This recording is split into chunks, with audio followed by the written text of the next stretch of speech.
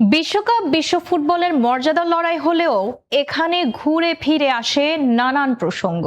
বিশেষ করে বিগত সময়ে গাজা ও ইরানের সাথে যুদ্ধে আর্জেন্টিনা এবং ব্রাজিলকে কোন পক্ষে ছিল তা নিয়ে শুরু হয় বিতর্ক। জানা যায় গাজায় ইসরায়েলের নৃশংস গণহত্যায় সক্রিয় সমর্থন ছিল আর্জেন্টিনার। গণহত্যা বন্ধে ইসরায়েলকে বাধ্য করতে জাতিসংঘে উত্থাপিত প্রায় প্রতিটি প্রস্তাবে ফিলিস্তিনের বিপক্ষে ভোট দেয় আর্জেন্টিনা। এছাড়া গাজা ওই গণহত্যায় ব্রাজিল ইসরায়েলকে উল্লেখযোগ্য পরিমাণ অস্ত্র সরবরাহ করে বলেও জানা যায় গণমাধ্যম সূত্রে। এমনকি ব্রাজিলের জার্সিতে ব্যবহৃত মুখাকৃতির ছবিটি দাজ্জাল বা শয়তানের প্রতিরূপ হিসেবেও সমালোচিত হচ্ছে। যদিও ব্রাজিল ও ফিফা কর্তৃপক্ষ পৃথক বিবৃতিতে এর ব্যাখ্যা দিয়েছে। খবরগুলো ছড়িয়ে পড়লে অনেকেই ক্ষোভ আর আক্ষেপে এই দুটি দলের ওপর থেকে সমর্থন প্রত্যাহার করে ফেলেছেন।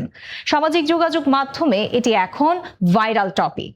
অন্যদিকে পর্তুগিজ তারকা ক্রিশ্চিয়ানো রোনালদোর ইসরায়েল বিরোধিতা এবং স্প্যানিশ তরুণ তুর্কি লামিনে ইয়ামালের হাতে ফিলিস্তিনি পতাকার ছবি ব্যাপক হারে শেয়ার হচ্ছে। সাথে বাড়ছে এ দুটি দলের সমর্থন।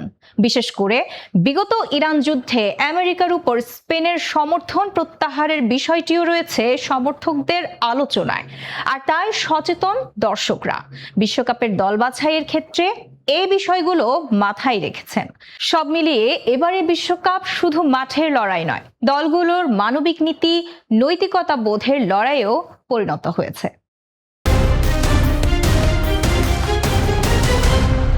বাংলাদেশ সময়, সবার আগে দেশ।